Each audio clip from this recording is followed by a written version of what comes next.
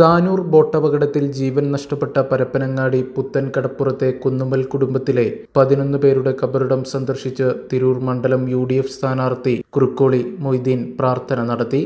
അപകടത്തിൽ മരിച്ചവർ അന്ത്യവിശ്രമം കൊള്ളുന്ന അരയൻ കടപ്പുറം ഖബർസ്ഥാനിൽ എത്തിയാണ് അദ്ദേഹം പ്രാർത്ഥന നടത്തിയത്.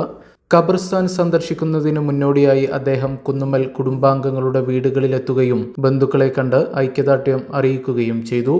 കേരളത്തെ നടുക്കിയ താനൂർ തൂവൽ തീരം ബോട്ടപകടത്തിൽ ഒരു കുടുംബത്തിലെ 11 പേരെയായിരുന്നു കടപ്പുറത്തിന് നഷ്ടമായത്. ഇവരെ ഒരേ ഖബർസ്ഥാനിൽ അടുത്തടുത്തായാണ് ഖബറടക്കിയിരിക്കുന്നത്. ദുരന്തബാധിത കുടുംബത്തിന്റെ വേദനയിൽ പങ്കുചേരുന്നതിനൊപ്പം അപകടത്തിൽപ്പെട്ടവരുടെ സ്മരണ പുതുക്കാനുമാണ് സന്ദർശനമെന്ന് അദ്ദേഹം പറഞ്ഞു.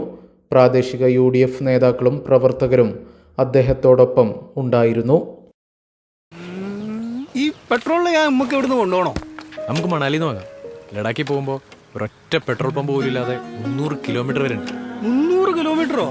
ഈ ഒന്ന് ആലോചിച്ച് നോക്കിയേ, ചുറ്റിനും മല, അതിന്റെ നടുവിലൂടെ നോക്കിയാ നോട്ടം കിട്ടാത്ത റോഡ്, അതിലൂടെ മുകളിൽ രണ്ടാലും ബുള്ളറ്റിൽ പോകുന്നത്.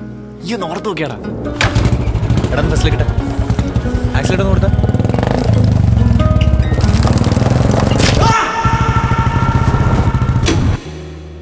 വിരലിന്റെ അറ്റം കട്ടായി പോയിട്ട് ഇങ്ങനെ തൂങ്ങി കിടക്കുമായിരുന്നു.